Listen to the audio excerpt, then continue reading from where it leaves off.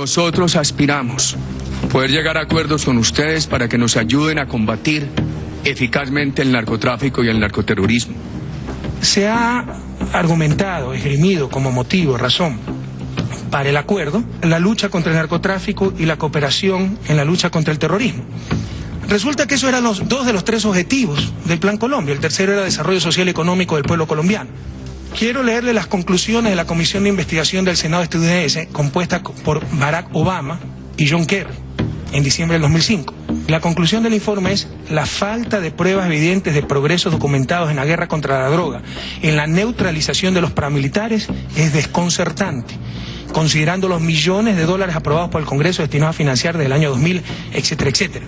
Es decir, se ha demostrado que esta estrategia militarista es un fracaso en la lucha antidroga. Y no quiere decir que con más soldados, incluso extranjeros, con más aviones, con más radares, se va a resolver el problema del narcotráfico. Yo creo que ese es un grave error. Ese era Rafael Correa en Bariloche, en esa cumbre de la UNASUR que se convocó ante la inminencia de la firma de los acuerdos para la instalación de bases militares.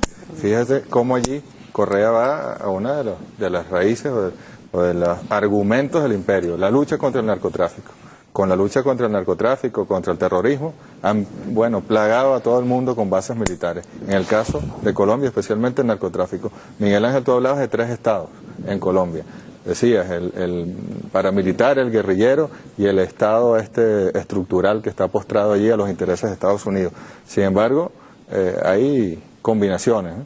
El narcotráfico pareciera ser un elemento transversal, también se habla de la parapolítica, se habla, incluso Uribe está utilizando ahora FARC política, helenopolítica, o sea que es una situación compleja. Mira, en el 2006, un documento de Human Rights Watch denuncia un informe sobre el papel que están jugando los Estados Unidos, papel de injerencia en la región, ¿no?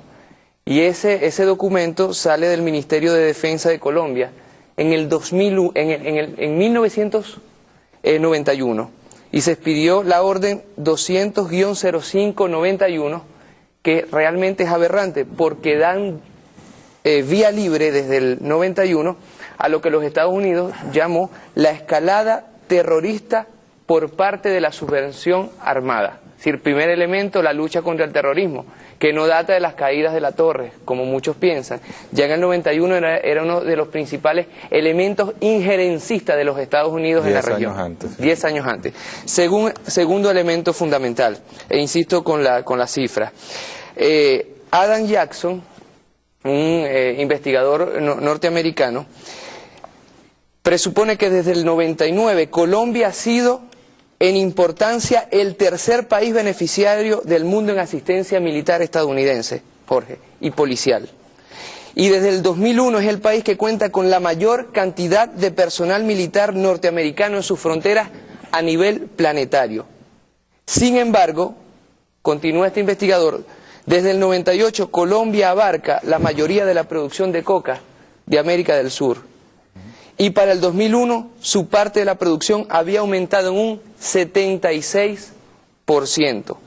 Eso pone evidentemente entredicho la efectividad de un Plan Colombia, del cual las autoridades venezolanas pueden con razón criticar, pues se han incautado más de 600.000 toneladas de cocaína. Durante 10 años del Plan Colombia se produjeron un promedio de 624.2 toneladas al año de cocaína. ¿Qué nos dicen estas cifras? ¿Qué nos dicen estos documentos?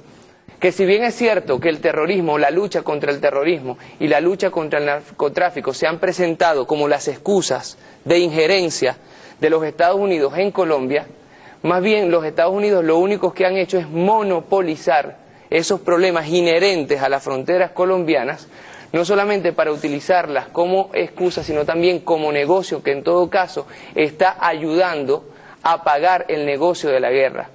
Podríamos aquí dar las cifras de lo que significa el narcotráfico en términos del paramilitarismo y son abrumadoras. Pero hay un elemento fundamental que hay que tomar en consideración. El narcotráfico dejó de ser un negocio en términos de renta para convertirse en un negocio de política. Más del 60% del poder legislativo colombiano está investigado por negocios de la parapolítica. Y ahí la corporación Nuevo Arcoiris, con mucho valor, un grupo de investigadores, dio todos esos elementos a una sociedad negacionista de Colombia que pensaba que la política hasta hace 4 años no estaba permeada por el negocio del narcotráfico. Pero hoy es peor, Jorge, ya hoy no hay parapolítica en Colombia, ya hoy hay política porque el narcotráfico ganó escaños ya en el poder legislativo y no necesitan pagarles a terceros diputados. Es decir, nosotros nos enfrentamos en estos momentos no a un gobierno colombiano, no coyunturalmente, sino a una estructura colombiana con la que nosotros tenemos que hablar de gobierno a gobierno que está penetrada por las mafias narco-paramilitares. ¿Cómo entonces Venezuela puede acercarse en términos diplomáticos o en términos de buena fe o en términos pacíficos a una Colombia que presenta este plano a lo interno de sus fronteras? ¿Cómo podemos hacer eso, Sergio? Bueno, es imposible, y por eso es que no podemos caer en que nos conduzcan a pensar que es un problema Caracas-Bogotá. Coyuntural, correcto. Ni coyuntural ni Caracas-Bogotá. Mira, claro, cuando uno habla de todos estos temas pareciera que el mundo se está acabando, ¿no? Y yo no creo, yo soy optimista. Está renaciendo. Claro, yo soy optimista en el sentido de que yo soy optimista porque hago el análisis estructural. Porque cuando uno hace el análisis coyuntural, todos los días tiene un conflicto, entonces todos los días parece que se va a terminar el mundo. Aterroriza. Y no es así. Precisamente frente a todo lo que está ocurriendo, ¿qué es lo que ocurre? ¿Qué es lo que pasa? Que nosotros vamos contra la corriente. O sea, Estados Unidos Pero ha nosotros construido... solos no. No, nosotros digo América Latina. Exacto. América Latina, porque cuando uno analiza el mundo y uno analiza cómo se está reestructurando el mundo, vale la pena decir que terminó el mundo bipolar, pasamos a una década final del siglo pasado que era muy caótica, que no se sabía lo que iba a pasar, que los Estados Unidos logra imponer el mundo unipolar y que hoy nuevamente asistimos a un conflicto en el sistema internacional, porque a todas estas vivimos un mundo unipolar con un sistema internacional bipolar. Las Naciones Unidas es un producto de la bipolaridad, el Consejo de Seguridad es un producto de la bipolaridad, pero el mundo hoy es unipolar. Sí. Ese es un conflicto no resuelto en el sistema internacional. Por otro lado, Estados Unidos, que como he repetido, porque por suerte he tenido la posibilidad de leer en ese sentido, es un país que se construye sobre la base de una identidad negativa. Estados Unidos, a través de su historia, ha buscado el enemigo, necesita demostrarle a su pueblo que hay un enemigo y que ellos son el pueblo elegido para salvar de ese enemigo. Así inventó lo del acorazado Maine en la bahía de La Habana en 1898, que le permitió entrar en la guerra hispano-cubana cuando ya los cubanos tenían prácticamente derrotado al colonialismo español. Las fuerzas patrióticas y las fuerzas de los mambises ya estaban en Pinar del Río, habían cruzado toda la isla y en esas condiciones intervienen. En el año 45,